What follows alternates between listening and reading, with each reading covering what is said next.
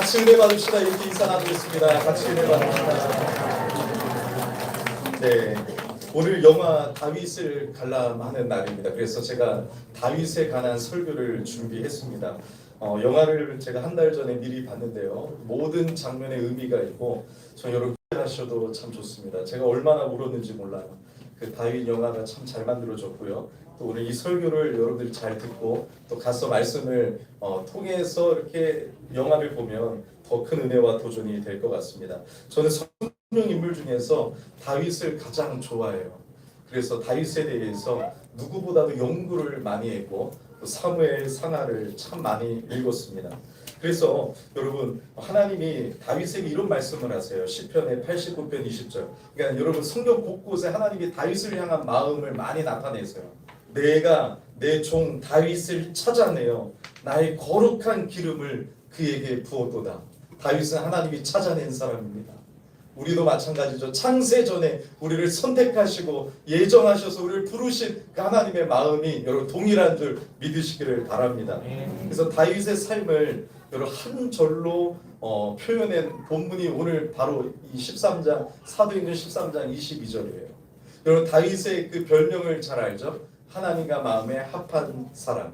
성경에 기록되어져 있어요. 오늘 13장 22절에 내 마음에 맞는 사람이라고 했는데 개역 한글 옛날 성경에는 내 마음에 합한 사람이라고 기록이 되어 있죠. 그래서 우리가 하나님의 마음에 합한 자다 이렇게 다윗의 별명을 부르기도 합니다. 성경에 하나님과 마음이 합했다, 내 마음에 맞는 사람이다라는 표현이 두 번밖에 등장을 안 해요. 첫 번째는 이 사무엘이 하나님이 사울왕을 버리실 때 이제 그때 찾아가서 하나님이 마음에 맞는 사람으로 세우실 것이다. 사울왕에게 사무엘이 했던 말 중에 한 번 등장하고 그 다음에 두 번째가 바로 사도행전 13장에 안디옥에서 회당에서 설교할 때 이 말씀이 나오는 것입니다. 다윗의 별명은 하나님의 마음에 맞는 사람이에요. 그리고 오늘 다윗의 삶을 한 절로 요약해 놓은 거 보니까 여러분 너무 부러워요. 왜냐하면 다윗이 내 마음에 맞는 사람이라고 하나님이 말씀하고 계시기 때문에 그래요. 하나님이 여러분들의 인생을 한 줄로 요약하고 평가할 때, 야, 정밀한 집사님은, 이 미란이는 내 마음에 맞는 사람이었다. 이렇게 여러분 하나님이 평가해 주신다면 얼마나 기쁠까요? 저 너무 부러워요. 내 마음에 맞는 사람이다. 또 한 가지 또 있죠. 13장 22절 후반절에 뭐라고요? 내 뜻을 다 이루었던 사람이다. 야, 어디 가능할까요? 정말. 그리고 이런 표현을 하나님이 사용해 주셔가지고 저는 다윗을 생각할 때 너무 부럽고 또 다윗 같은 삶을 살기를 원하는 마음으로 달려가고 있습니다. 여러분 하나님은 내 마음에 맞는 사람이라고 하셨어요. 그러니까 우리 하나님은 여러분들의 학력을 보지 아니하시고 여러분들의 외모를 보지 아니하세요. 여러분들의 얼굴을 보지 아니하세요. 하나님은 여러분들의 마음을 보고 계시는 하나님이세요. 이 시간도 여러분들의 마음을 꿰뚫어 보시는 하나님이세요. 우리의 몸은 앉아있지만 여러분들의 마음이 하나님 앞에 떠나 있다면 이 시간 아무것도 아니겠죠. 저는 얼굴을 바꾸지 말고 마음을 바꿨으면 좋겠어요. 왜냐하면 우리 하나님은 마음을 보시기 때문에 그래요. 다른 거 바꾸지 말고 외모와 여러분 다른 거 세상의 기준대로 쫓아가려고 하지 말고 내 마음이 하나님 앞에 맞는 사람이 되기를 간절히 소망합니다. 잠언 16장 2절에 사람의 행위가 자기 보기에는 모두 깨끗하여도 여호와는 심령을 감찰하시느니라 말씀하고 있어요. 여러분 사람 속이는 건 쉬워요. 목사 속이는 건 쉬워요. 교회 안에서 신앙적으로 보이고 믿음이 좋은 척하는 건 쉽지만 하나님은 속일 수가 없어요. 여러분 이 시간 사람 앞에서 손들지 마시고 사람 앞에서 예배드리지 마시고 심령을 감찰하시는 그 하나님의 마음에 들어가는 그 마음에 맞는 사람들이 되시기를 바랍니다. 저는 다윗을 성경에서 하나님의 마음에 맞는 그 삶을 어떻게 살아갔는지를 추적해봤어요. 다 알 수는 없고 첫 번째는 다윗은 하나님 한 분만으로 만족하고 그 하나님을 기뻐했던 사람이었습니다. 여러분들은 하나님 한 분만으로 만족하십니까? 다윗은 하나님 한 분만으로 기뻐하고 만족했어요. 형들은 다 사울왕 앞에 군대에 줄을 세워놓고 세상의 출세의 길로 아빠가 보냈을 때 다윗은 양이나 치라고 했어요. 그 마음 아세요? 얼마나 상처가 되는데요. 얼마나 마음이 아픈데요. 자녀들이 한 명이면 몰라도 여러분 2명, 3명, 4명 있으면 비교하게 돼요. 그 말 한마디가 얼마나 상처가 되는 줄 아세요? 근데 다윗은 여러분 목동으로 있을 때 어디에 있을 때에도 그 하나님 한 분만을 향해서 그 주님을 기뻐했어요. 여러분 다윗의 시편을 보면 다윗은 모든 삶 가운데 하나님을 노래했습니다.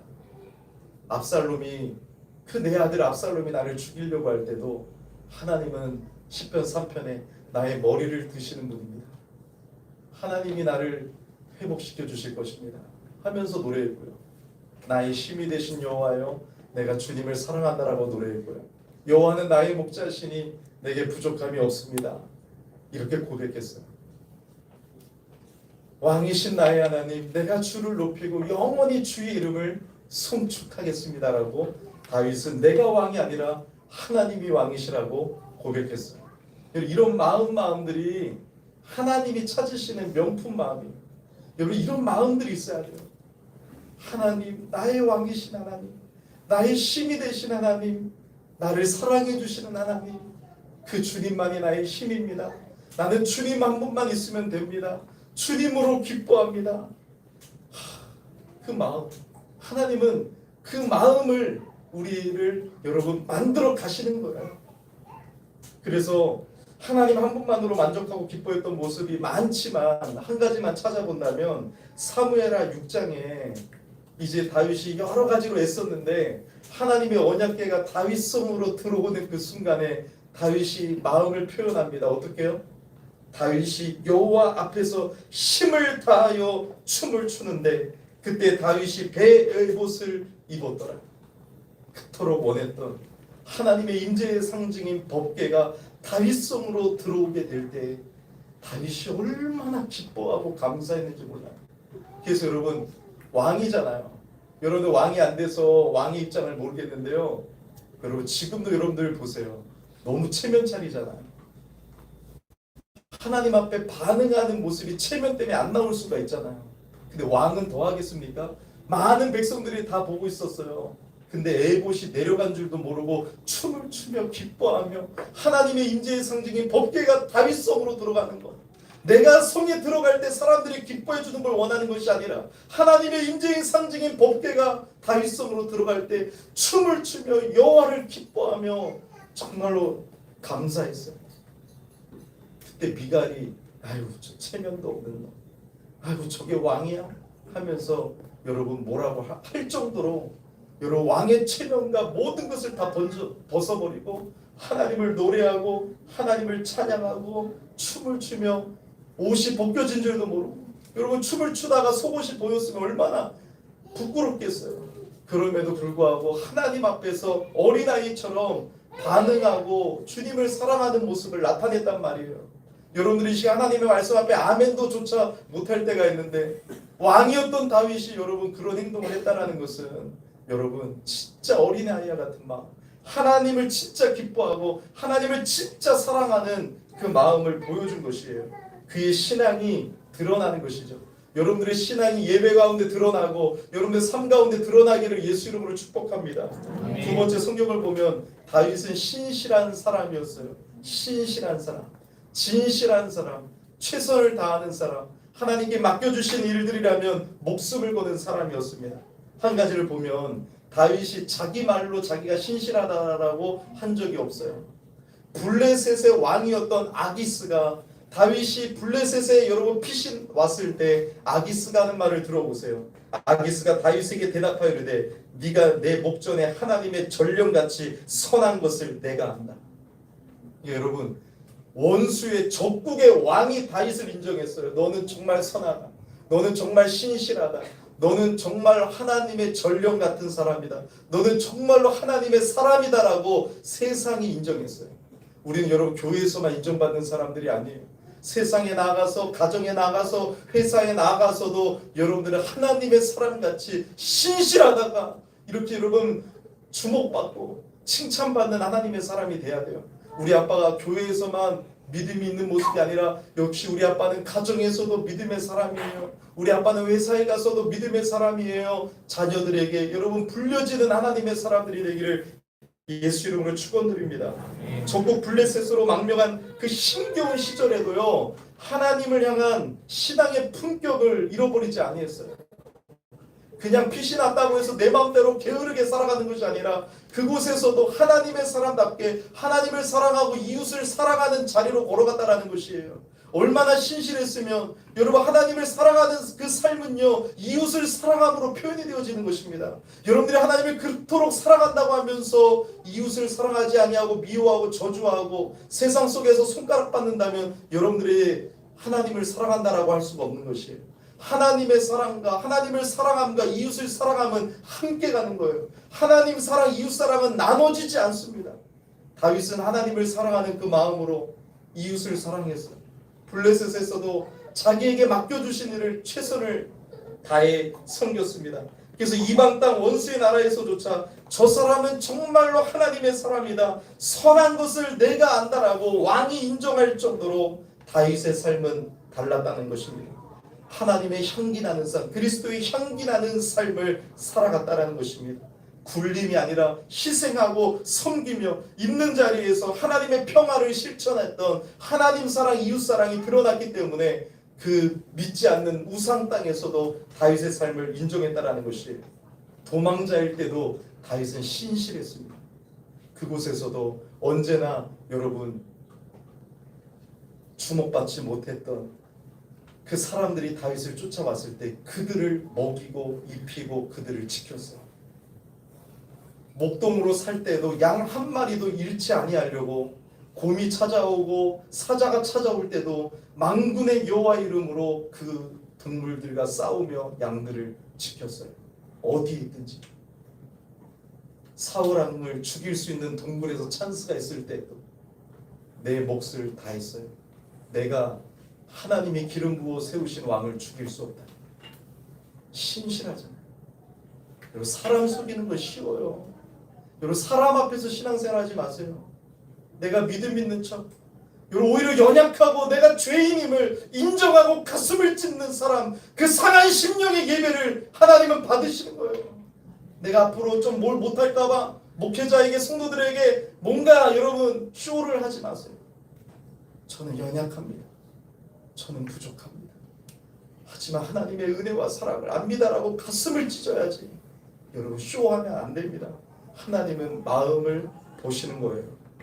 시편 78편 72절에 하나님이 다윗에게 사용한 히브리어 단어가 있어요. 이 단어가 왜 다윗을 사용했냐? 첫 번째로 시편 78편 72절에 마음의 완전함, 이걸 하나님이 말씀하고 있거든요. 이 마음의 완전함이 신실함이에요. 이 완전함이라는 히브리어 단어가 톰이라는 단어가 사용되는데 유대인들은 톰이라는 단어를 어쩔 때만 이럴 경우만 사용해요. 어떤 경우예요? 골방과 사람 앞에서 모습이 똑같을 때만 톰을 사용해요. 다르면 사용하지 않습니다. 다윗은 골방이나 사람 앞에서나 똑같다라는 것입니다. 여러분들은 얼마나 다릅니까? 골방 앞에서, 세상에서나 회사에서나 교회에서나 신실하고 정직하고 하나님의 마음에 정말 맞는 사람, 그 다윗처럼 여러분 신실함을 나타내시기를 예수 이름으로 축원드립니다. 또 성경을 보면 다윗은 모든 것을 하나님의 관점으로 바라봤어요. 하나님의 관점이라는 필터가 작동이 됐어요. 이게 너무나도 중요한 거예요. 상처가 있을 수 있거든요. 아픔이 있을 수 있거든요. 사울왕이 나를 죽이려고 하면 열받을 수 있거든요. 근데 다윗은 하나님의 관점이라는 필터로 자꾸 여러분 이걸 필터로 걸러내는 거예요. 이게 너무나도 중요한 거예요. 저도 여러분 상처가 되게 많았던 사람인데요. 하나님을 의지하면서 하나님의 사랑이라는 필터로 자꾸 걸러냅니다. 그러니까 이게 훈련이라는 걸 알아요. 이게 나를 향한 하나님의 사랑과 훈련이라는 걸 경험하게 됐어요. 다윗은 그런 모습이 있어요. 다윗이 얼마나 상처가 많습니까? 형들은 다 출세의 길로 아빠가 보냈는데 다윗만은 양을 치라고 했단 말이에요. 그 아픔 아세요, 여러분? 사울이 다윗이 수금 타가지고 성령의 감동하심을 통하여 사울왕을 치료해줬는데 사울은 자꾸 죽이려고 해요. 자기 딸 미가를 아내로 줘갖고 사위가 됐는데도 죽이려고 합니다. 이 아픔 아세요, 여러분? 장인어른에게 인정 못 받고 사랑받지 못하는 아픔을 여러분 아십니까? 아들 압살롬까지 자기를 죽이려고 해갖고 맨발로 광야를 향해서 도망가는데 이 아픔을 아시냐고요? 다윗은 여러분 만만한 인생이 아니었어요. 모든 인생의 고난의 결정판의 인생이었어요. 그런데 다윗의 영혼은 맑았어요. 그는 늘 하나님을 노래했어요. 늘 하나님을 찬양했어요. 하나님의 관점으로 보았기 때문에 그래요. 잘 보세요, 여러분. 사울왕을 죽일 수 있는 절호의 찬스가 등장했죠. 동굴 속에 숨어 있었는데 이 동굴에 사울이 좀 쉬러 용변을 보러 왔다가 다윗이 있는 줄 모르죠. 그때 부하들이 죽이라고 했어요. 하나님이 주신 기회다. 근데 하나님의 관점으로 봤어요. 하나님이 기름 부어 세우신 왕을 내가 스스로 어떻게 할 수가 없다. 하나님의 관점으로 자꾸 보는 거예요. 사무엘상하에 가장 많이 기록된 게 뭔지 알아요? 다윗이 여호와께 물어 가로되. 다윗은 늘 주님께 물어봤고 주님의 말씀에 붙잡혀져서 하나님의 관점으로 바라봤습니다. 속도보다 방향이에요. 아무리 빨리 왕이 되고 사기치는 것이 아니라 하나님의 관점으로 바라보면서 방향이 중요한 것입니다, 여러분. 아무리 빠른 세상을 살아갈지라도 여러분 하나님의 말씀으로 살면 느릴지라도 속도보다 방향이 중요한 것입니다. 억울함 속에 두 번이나 사울을 두 번이나 죽일 수 있는 순간에도 하나님의 관점으로 기다렸어요. 그래서 이게 쇼가 아니에요. 잘 보세요. 사울왕이 죽었을 때 누가 가장 슬퍼했어요? 다윗이. 사울이 죽었을 때 잔치 벌이지 않았어요. 가장 슬퍼했던 사람은 다윗이에요. 며칠간을 통곡하고 뭐를 지어서 백성들에게 알려줬어요? 애가. 사울왕이 죽었다. 애가를 가르쳐줄게. 우리 슬피 노래하자. 이런 사람. 하나님의 관점으로 바라보기 때문에 진짜 슬퍼했어요. 이게 여러분 하나님의 관점이라는 필터예요. 필터. 우리는 다윗의 삶을 공부하면서 계속 배워야 돼요. 내 인생에 일어나는 많은 고난의 문제가 있거든요. 상처에 매몰되면 안 돼요. 하나님의 관점으로 보세요. 지금 내 안에 일어나는 아픔들, 왜 내 인생에 이런 일들이 일어날까? 하나님이 나를 사랑하는 게 맞을까에 매몰되어 있지 마시고 하나님의 관점으로 걸러내셔야 돼요. 왜 나 같은 인생에 내가 하나님 앞에 이렇게 살았는데 왜 내 인생에 이런 아픔이 주어졌을까에 매몰되어 있지 말고 하나님의 관점의 필터로 자꾸 걸러내서 주를 바라볼 때 하나님이 우리 인생 가운데 놀라운 역사를 일으켜 주실 줄 믿습니다. 자, 또 다윗의 삶을 보니까 네 번째는 다윗은 하나님을 진짜 사랑했어요. 그리고 하나님의 영광을 추구하는 마음이 있었어요. 다윗이 정말 이제 강대한 나라의 왕이 돼가지고 백향목으로 지은 왕궁에 딱 들어갔을 때 했던 말이 뭔지 아세요? 나는 이렇게 좋은 데에서 살고 있는데 우리 주님이 거하시는 저곳은 휘장이 텐트에 하나님의 언약궤가 있는 걸 바라보면서 그걸 슬퍼했어요. 저는 여러 어린 시절부터 이 마음을 배웠어요.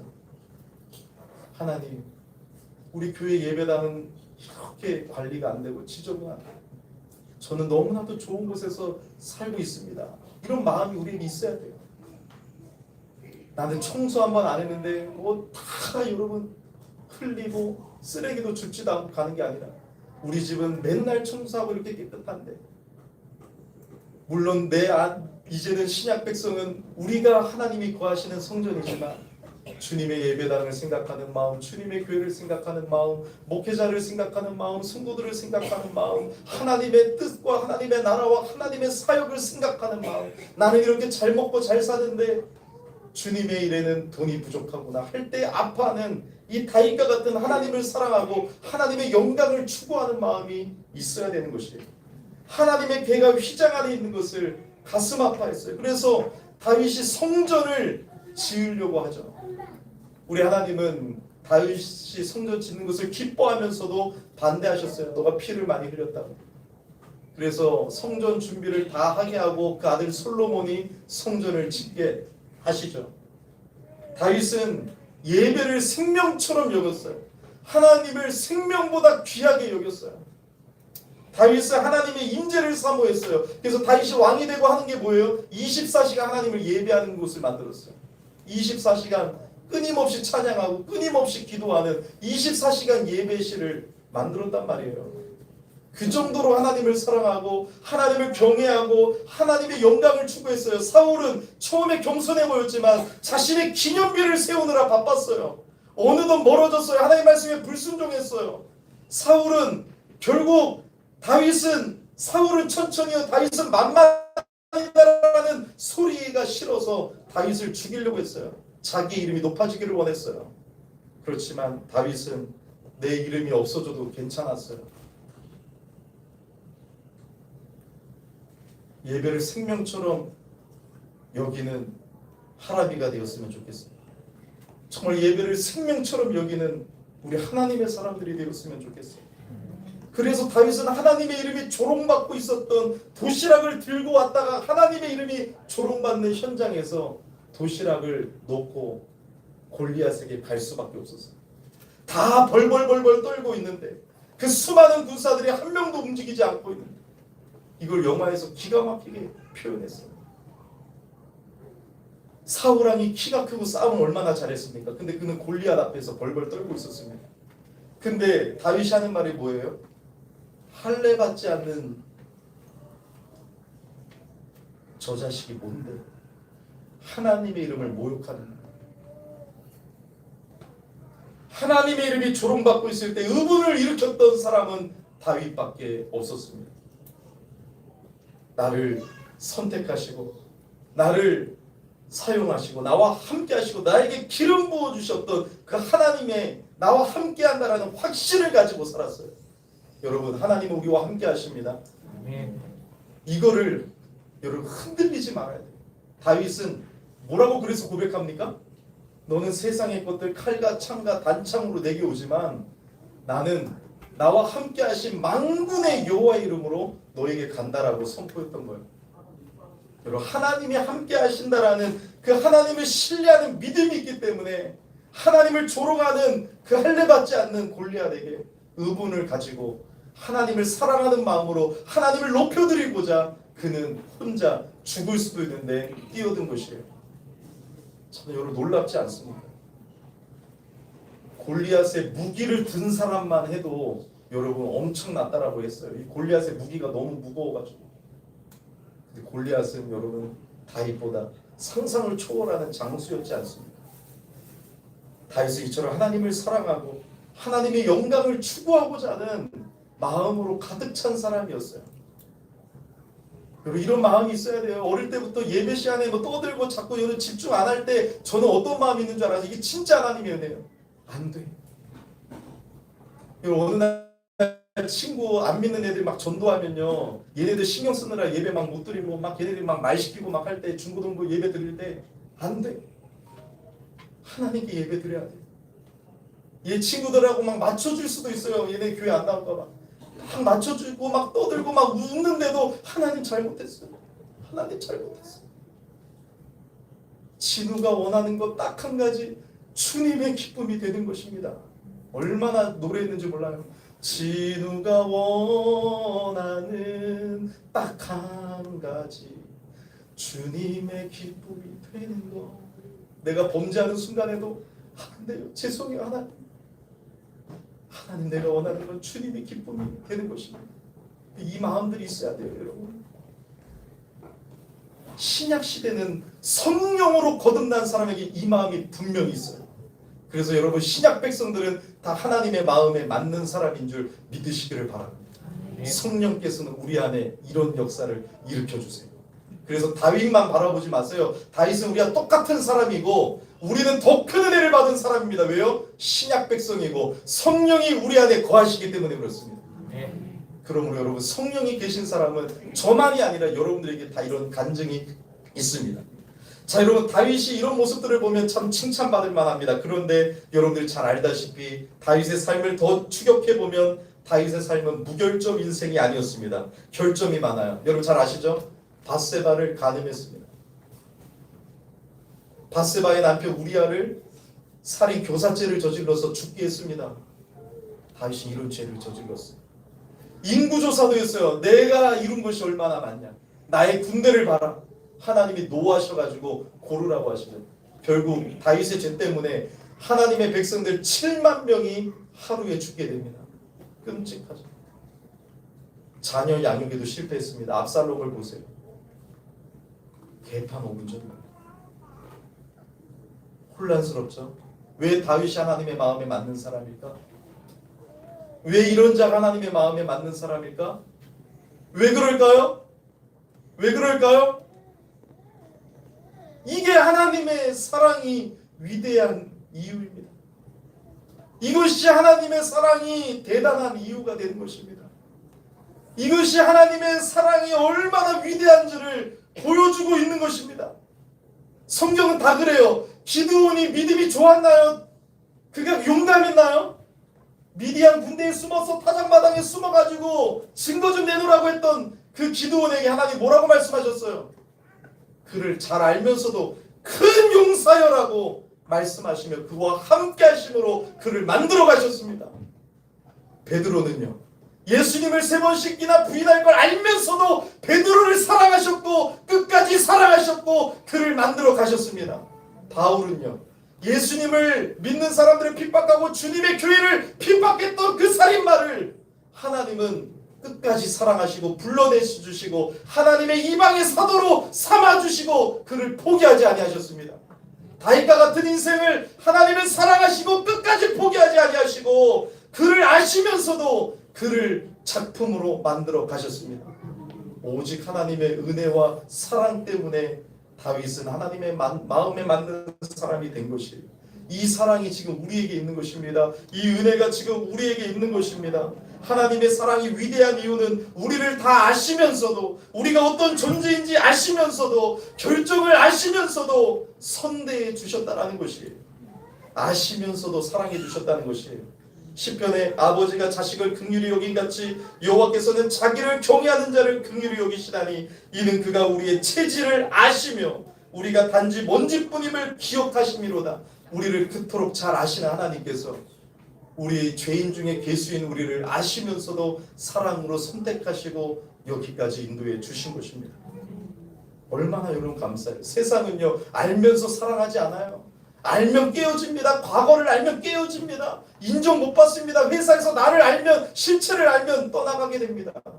하지만 하나님은 우리를 아시면서도 우리를 사랑하시고 지금도 우리를 끝까지 사랑하십니다. 얼마나 여러분 이 사랑이 위대합니까? 아브라함도 자기가 대단해서 믿음의 조상이 된 게 아니에요. 창세기 15장 6절에 아브라함이 여호와를 믿으니 여호와께서 이를 그의 의로 여기셨다. 믿음으로 의롭다함을 받은 거예요. 이 심칭에는 구약이나 신약이나 똑같아요. 아브라함도 오직 하나님의 은혜로 믿음으로 구원받았어요.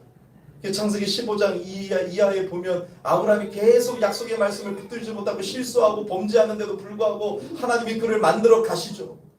그래서 믿음의 조상이 되게 하시죠. 나 된 것은 오로지 하나님의 은혜임을 믿으시기를 바랍니다. 여러분, 다 된 사람, 완전한 사람을 부르시고 쓰시는 것이 아니라 하나님이 우리를 아시면서도 사랑으로 부르셔서 우리를 끝까지 포기하지 아니하시고 함께 하시고 우리에게 은혜를 베풀어 주시기 때문에 우리는 하나님의 마음에 맞는 사람으로 자라갈 수 있는 것입니다. 하나님은 엘리트주의자가 아니세요. 하나님이 엘리트주의자였다면 저 같은 사람 여기 설 수가 없어요. 하나님은 이렇게 말씀하셨어요. 고린도전서 1장 27절에 그러나 하나님께서 세상에 미련한 것들을 택하사 지혜 있는 자들을 부끄럽게 하려 하시고 세상에 약한 것들을 택하사 강한 것들을 부끄럽게 하려 하시며 하나님께서 세상에 천한 것들과 멸시받는 것들과 없는 것들을 택하사 있는 것들을 폐하려 하시나니 이는 아무 육체도 하나님 앞에서 자랑하지 못하게 하려 하심이니라. 하나님의 마음은 이거예요. 하나님만 높이는 사람 되게 하시려고 우리 같은 죄인들을 아시면서도 우리에게 은혜를 베풀어 주셨습니다. 다윗은 이 은혜를 알아요. 이 사랑을 알아요. 나단 선지자가 말씀을 지적할 때 바로 엎드리죠. 왜요? 하나님의 은혜 없이는 난 살 수가 없기 때문에. 그래서 용서하심을 구합니다. 용서해 주시는 그 은혜를 알기 때문에 다윗의 삶은 날마다 변화되어 갑니다. 사랑하는 여러분, 우리 하나님의 은혜와 사랑을 알잖아요. 저는 우리 교회가 이렇게 부흥된 거 오늘 고린도전서 1장 27절과 29절로 해석합니다. 뭐예요? 미련한 것들을 택하사 지혜 있는 자들을 부끄럽게 하려 하시려. 대형 교회만 되는 것이 아니라 유명한 것으로 되고 돈으로 되는 것이 아니라 주님의 교회는 주님의 것이요 하나님이 하신다는 것을 미련한 자들을 통하여 역사하셔서 오직 아무 육체도 하나님 앞에 자랑하지 못하게 하시려고 우리 교회에 이런 놀라운 역사를 일으켜주신 줄 믿습니다. 우리 인생도 마찬가지예요. 여러분, 우리가 지금 다윗을 부러워할 것이 아니라 정말로 나 같은 죄를 아시면서도 나를 지금도 아시면서도 선택하시고 포기하지 아니하시고 사랑으로 붙잡아 주셔서 성령이 내 안에 거하심으로 하나님의 마음에 맞는 사람이고 너희들이 하나님의 뜻을 다 이루었다라고 하나님이 말씀하시는데 얼마나 감사해요. 이 하나님의 은혜와 사랑 앞에 우리의 삶을 감사의 제물로 드리며 삶의 예배로 하나님 앞에 드려지는 정말로 다윗처럼 왕이신 나의 하나님 내가 주를 높이고 영원히 주의 이름을 송축하리로다 선포하시며 그 주님의 영광을 위해 살아가는 저와 여러분 되기를 예수 이름으로 축원드립니다. 아멘.